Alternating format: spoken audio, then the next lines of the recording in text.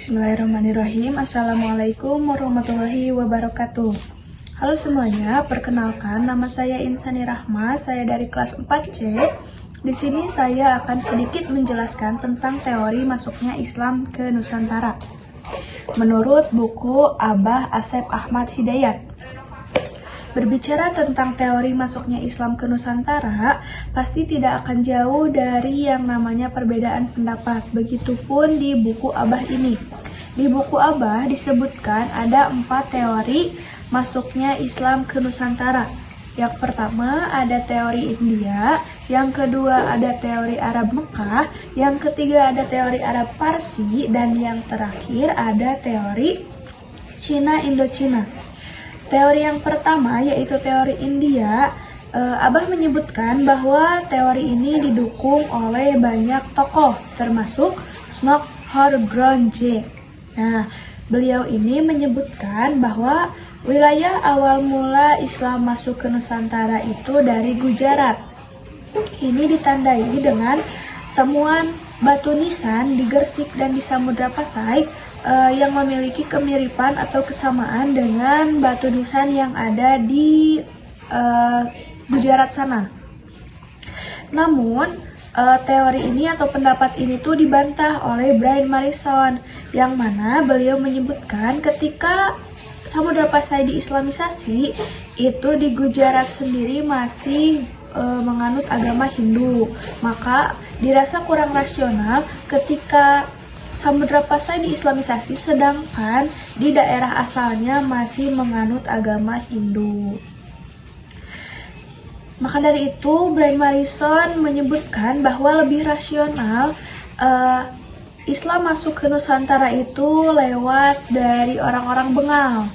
Nah, karena apa? Karena dilihat dari segi mazhab pun terdapat kesamaan, yaitu sama-sama mazhab Syafi'iyah. Sedangkan di Gujarat tadi itu bermazhab Hanafiyah.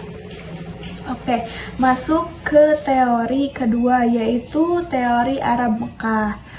Di buku ini disebutkan bahwa teori ini berpendapat Islam masuk ke Nusantara itu langsung dari Arab, langsung dari Mekah.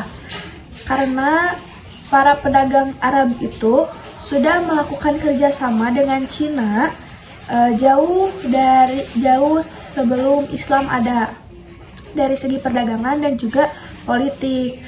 Nah, para pedagang Arab ini tuh sering singgah di pelabuhan-pelabuhan di Nusantara, di Asia Tenggara, termasuk di Nusantara.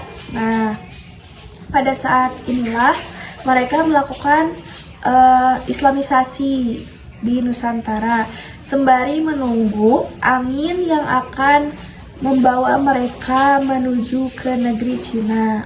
Teori ini tuh didukung oleh tokoh Buya Hamka.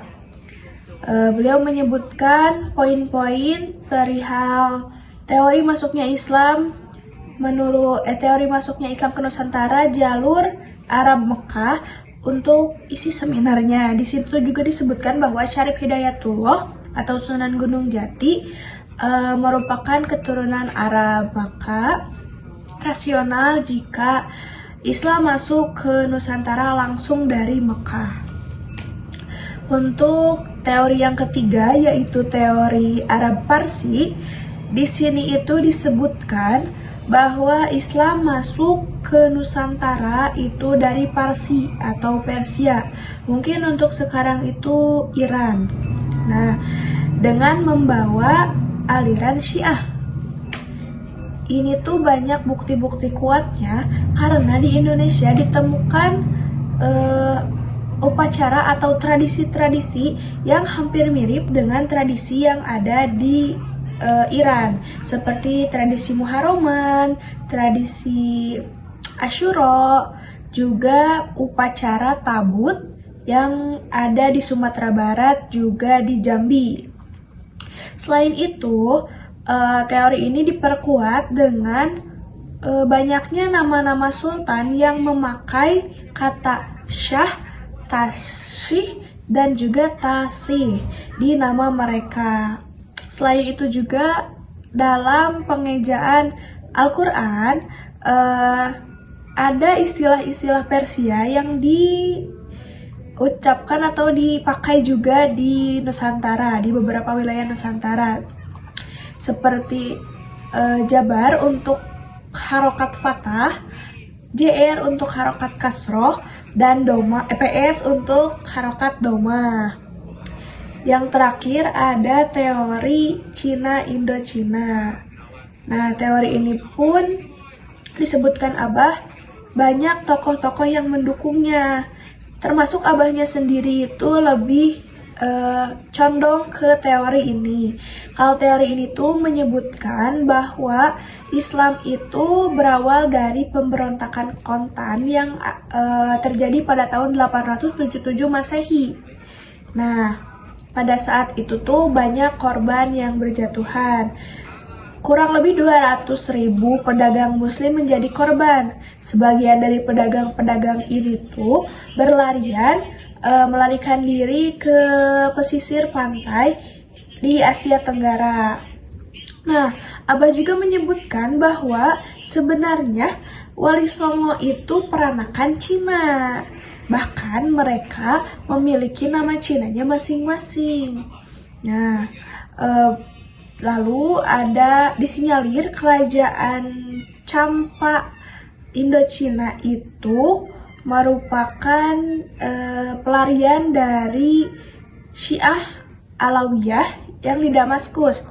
Namun akibat serangan dari Anam Vietnam, maka mereka melarikan diri ke Mekah dan juga ke Aceh.